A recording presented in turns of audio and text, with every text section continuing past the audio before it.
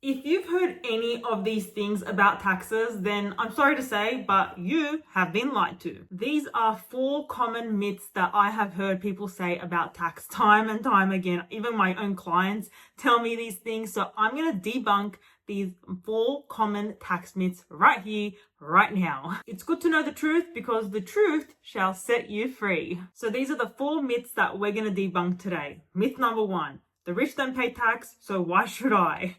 Myth number 2, if I move to Dubai, then I won't have to pay tax. Myth number 3, if I earn income from overseas, I don't have to declare that here. And myth number 4 is if I put my money in a tax haven, I don't have to pay tax on that. I hope I'm not the only one who hears how foolish each of those things sound. Before we get into all of that, allow me to welcome you to the Wise Accountant YouTube channel. If you're new here, welcome. If this is not your first rodeo, then welcome back. And it goes without saying, please go subscribe to my channel and give this video a like. Okay, myth number 1. The rich don't pay tax, so why should I? That is a very fair question, but it's also very ill-informed.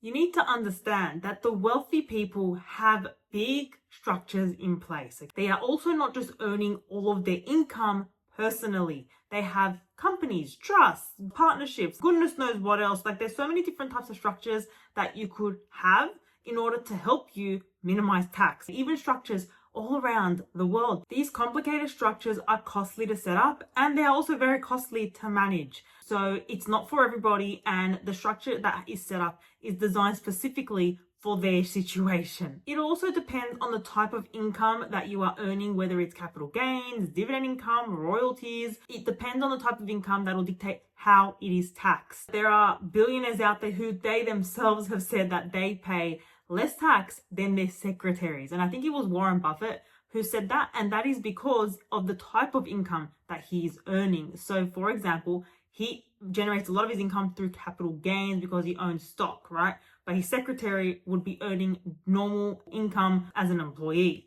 So the income tax rates vary for capital gains and personal income tax in America. And so that's why in his situation, he's paying less tax than his employed secretary. And when I say he's paying less tax, I mean the rate of tax is less, not the amount of tax, because I'm sure someone like Warren Buffett is paying a higher amount of tax than his employee who is on a wage. And I can honestly say from my experience working in the Big Four, if you don't know, I used to be an associate director in one of the Big Four before I resigned and started my own accounting practice.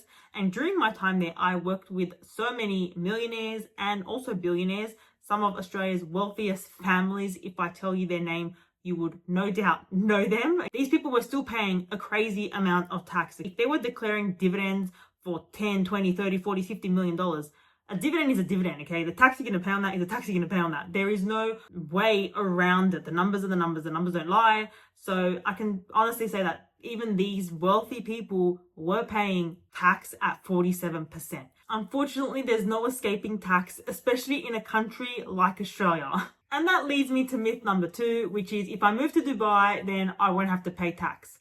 Well, perhaps, but in all honesty, do you really want to live in Dubai? I mean, it's literally a desert. And honestly, I've heard so many people tell me that even I was like considering it, especially now me being a business owner, I'm really feeling it. So in my mind, like maybe, Dubai, maybe a desert doesn't seem that bad after all.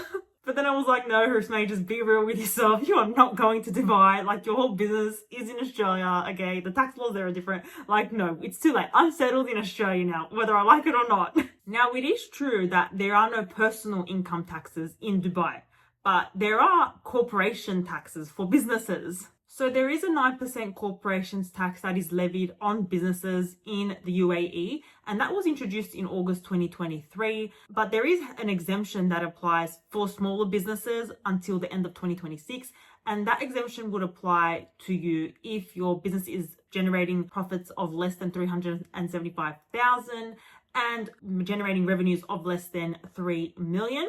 So if your business fits within that category, then you would still be tax exempt until 2026. But again, for individuals, you still do not have any personal income tax. However, the government in the UAE has recognized the increase in popularity of people actually moving to the area because of their tax-free status. And there have been talks of introducing tax in the future. So who knows? Maybe someday in the future, Dubai and the UAE may not be an entirely tax-free zone. But while it is tax-free, you would have to physically go move to Dubai in order to change your tax residency from Australia. In order for that to apply, you have to literally go live there. You have to be outside of Australia for at least 183 days, and you can't have any kind of connections back to Australia. You need to kind of cut ties, okay, in order to not be recognized as an Australian resident. The residency rules in Australia are quite complex. There's many different limbs that you can look at in order to determine your tax residency status. So you need to be really mindful of that, and you can't just be like you're going to Dubai for a couple months, like as in you're there on a vacation for 183 days. You have to be setting up permanency in that area, because the last thing you want is to uproot your entire life and go to Dubai only to then realize that you are still considered a tax resident here in Australia, which means you're still paying taxes in Australia. Me personally, I could never see myself uprooting my entire life and moving to another country purely for the purpose of not paying tax. We all hate tax, but there's some things that are more important than not paying tax, like family. I personally could never see how I could leave my entire family and life behind to avoid taxes. Like, that's a very extreme move. It's just tax. Get over it.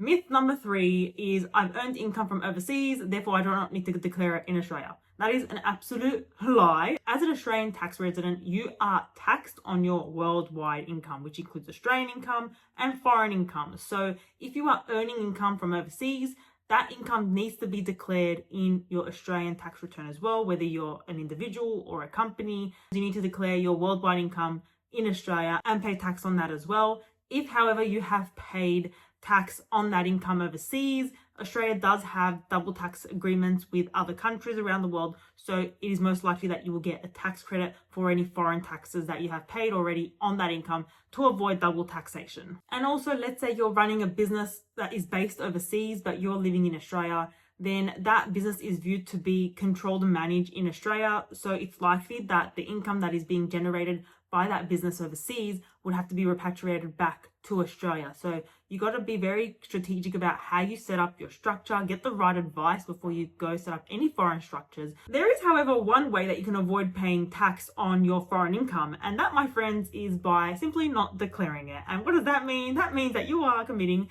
tax fraud, which is a criminal offense, and you could end up in jail. So I do not recommend taking that approach at all. It is so not worth it. Do not do it. And myth number 4 is if I put my money in a tax haven, I won't have to pay tax on it. Yes, there are tax havens around the world like the Cayman Islands, the British Virgin Islands, or even the Bahamas. And it honestly sounds lovely to go and live there, you know, beachside, every day is a holiday.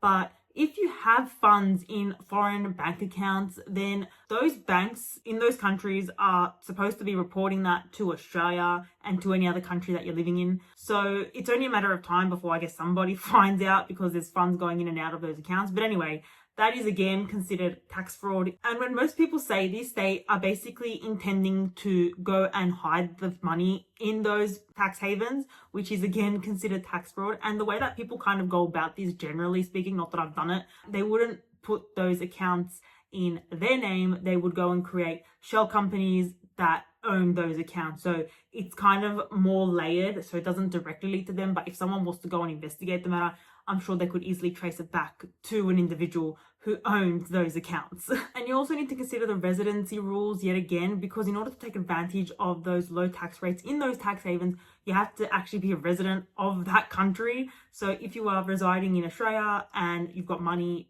being earned in those foreign countries, then again, technically that income in those tax havens would be taxed in Australia. And that's actually what happened with the singer Shakira. She was actually pushing money into tax havens, and eventually the Spanish government caught up to the structure that she had set up. Very complicated structure, but she eventually got caught down on it for millions of dollars in tax fraud, because she was not considered to be a resident in those tax havens and was living in Spain for most of the year. She had even bought a house in the Bahamas, but even that was not good enough to establish permanency in that country. So those are the 4 myths that we have just debunked. If I hear any of you speak any of those myths as truth, then you've literally learned nothing. I hope you enjoyed that video and learned something new today. If you haven't already done so, please go subscribe to my channel, give this video a like, and if you have any questions or comments or any other myths that you've heard of, I'd love to hear it. So please feel free to add them in the comment section. So that is all for today. I hope you stay wise, be blessed, and I'll catch you next time.